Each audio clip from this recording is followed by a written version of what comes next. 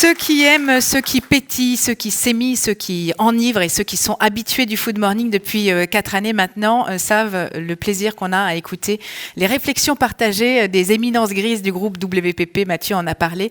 Je vais laisser la scène avec beaucoup de plaisir justement à Franck Seelens, VP de VLM Wayenar, qui va nous parler de sa lecture du sujet.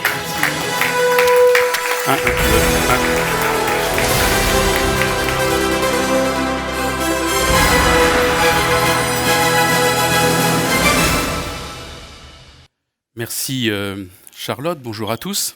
Alors oui, si on parlait des super powers de la food, des super pouvoirs de l'alimentation, dans nos vies de tous les jours. Super power. Vous avez tous reconnu évidemment. Ah, pas mal, oui c'est ça, voilà. Son Goku. Alors Son Goku, lui, quand il est au bout de sa vie, en fait, il va prendre des petits Sanzu. Voilà, des petits Sanzu.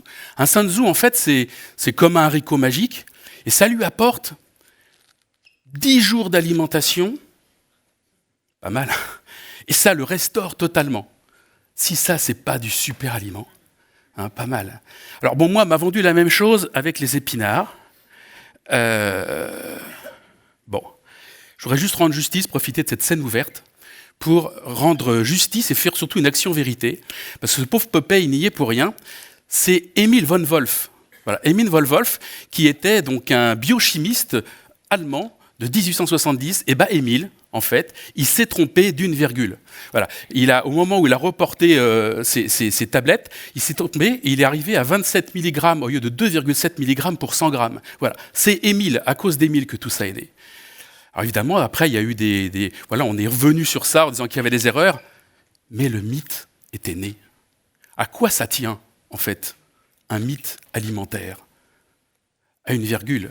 Donc, au-delà de mes anecdotes, je crois qu'on tient là le premier pouvoir superfuel, qui est donc le pouvoir de nourrir. Mais de nourrir quoi? Nourrir notre corps, nourrir notre âme, nourrir nos croyances alimentaires. Alors, un petit quiz rapide, je sens que la salle est chaude. Un petit quiz rapide. Parce que ces croyances alimentaires, il y en a beaucoup. La soupe fait grandir. Oui, non, oui, alors oui, depuis tout petit, on nous dit ça, effectivement. Effectivement, les valeurs nutritionnelles de la soupe sont très très fortes, mais aucune étude n'a pu démontrer que la soupe nous faisait réellement grandir en termes de centimètres. Le café, c'est bon pour le cœur. Non, sinon ce serait pas drôle. Oui, une étude récente, très très sérieuse aux États-Unis a montré que pour peu qu'on consomme régulièrement et raisonnablement du café, eh bien effectivement on avait des risques d'AVC qui étaient réduits de 21%. Pas facile quand même de s'y retrouver. Alors on peut se nourrir presque exclusivement de lait et de sang. Non.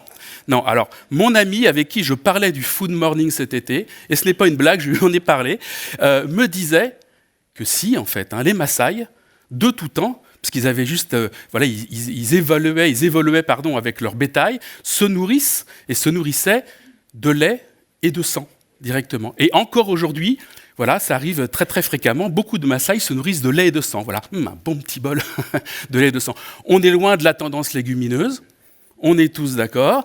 Comme quoi, c'est un petit peu difficile de faire le tri dans le grand melting pot culturel de nos croyances alimentaires. Et ce n'est pas évidemment Roland Barthes qui me dira le contraire. Mythe et réalité, on le sait tous, il y a beaucoup d'idéologie dans nos assiettes. Alors, sans transition, une part de flan. Une part de flan, vous ne le savez peut-être pas, il y a tous les ans, au mois de mars, le festival du flan. Intéressant comme signal faible. Le festival du flan qui réunit de plus en plus de monde. Je vais y ajouter une petite collision de data, 74%. 74%, c'est la montée, la progression cette année des mochi. Vous savez, les petits desserts japonais qu'on trouve sur toutes nos tables. Un peu comme le flan, ces petits desserts un petit peu tout mous, on va dire. Et 74%, c'est aussi le résultat en début d'année par IFOP du pessimisme des Français. Y aurait-il un rapport entre le pessimisme et les mochis?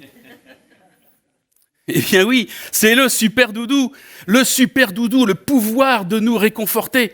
Voilà, dans nos vies de tous les jours. On le sait, alors bon, ça date un peu, hein, pardon pour mes références Barbapapa, mais les donuts, en revanche, sont extrêmement d'actualité, ça progresse. Donc, je pourrais vous parler effectivement de dopamine, de circuits de récompense. Il y a aussi des choses évidemment extrêmement psychologiques dans tout ça. Toujours est-il qu'effectivement, la food, dans ces temps difficiles, a ce pouvoir de nous réconforter. Je vous conseille d'ailleurs l'excellent livre de Géraldine sur la force du mou. Ce qui est à la fois une tendance effectivement alimentaire, mais aussi une tendance sociétale. Voilà. Il y a clairement un rapport entre le moi et le mou. Je vous laisse méditer. Autre pouvoir totalement incroyable, Superglue. Bah oui, Superglue, le pouvoir de rassembler, la fameuse commensalité, 80% de nos repas sont partagés avec d'autres, c'est vrai dans le monde entier. À ce propos, j'ai redécouvert très récemment, peut-être que vous avez cette information-là, mais que le mot convivialité, en fait, est né en 1875 dans l'ouvrage de Brillat-Savarin, Physiologie du goût. Et ça vient de convivium, qui veut dire partager un repas. Voilà. Et les repas, justement, parlons-en des repas. Parce que le pouvoir, c'est le pouvoir de rassembler, le pouvoir de la table. Et ce qui est intéressant, c'est voir comment ce pouvoir de rassembler, ce pouvoir de la table, est devenu bien souvent un pouvoir politique, utilisé au fil du temps. Voilà, au XIVe ou au XVe siècle, les princes organisaient déjà des grands banquets où il y avait toute la jet-set féodale qui était là pour faire la fête. Cette image, oui, voilà, effectivement, elle fait tousser un petit peu. Elle est un peu sortie des cartons, j'en conviens. C'est une image de 1900, voilà, qui est le plus grand banquet des maires. 22 000 maires réunis.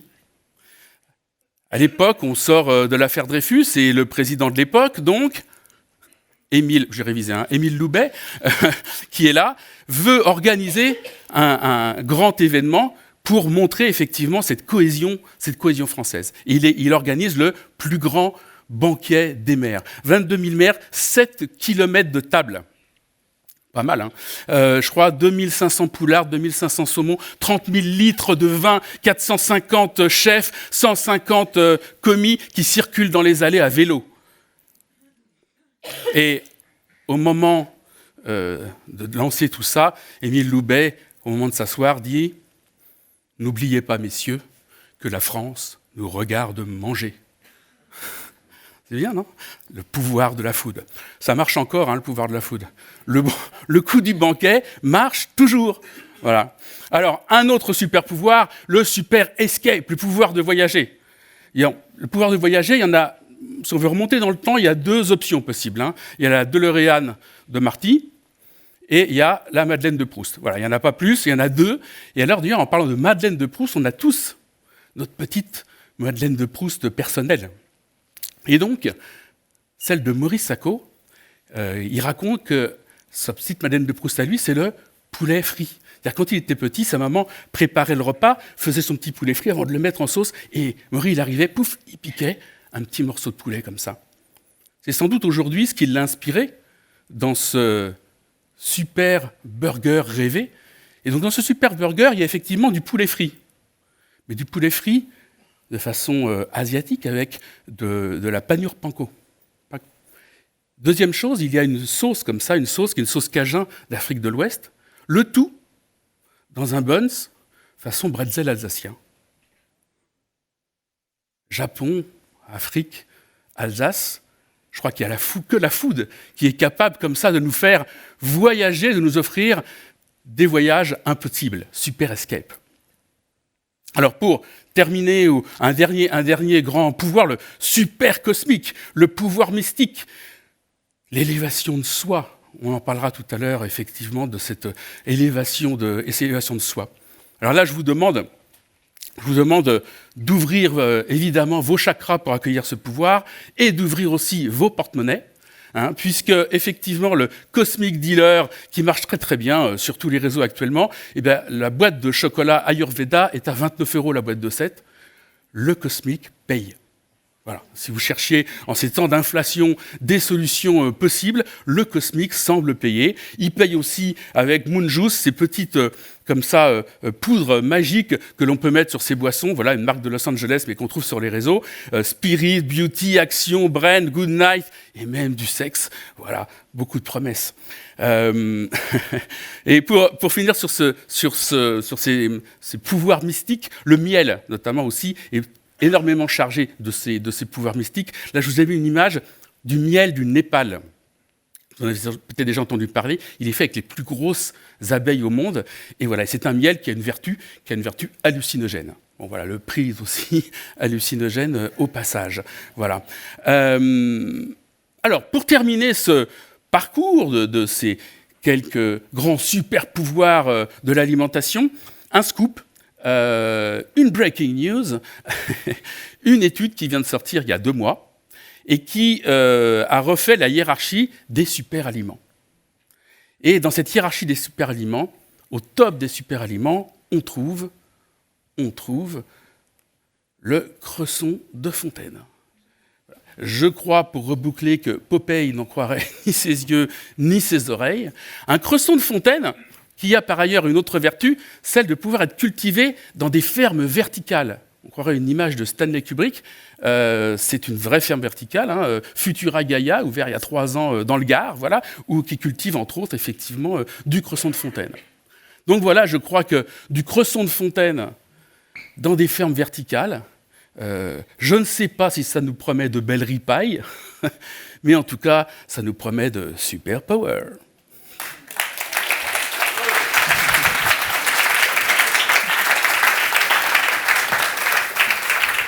Merci beaucoup, Franck. Merci pour le temps que tu as passé à cette introduction cet été.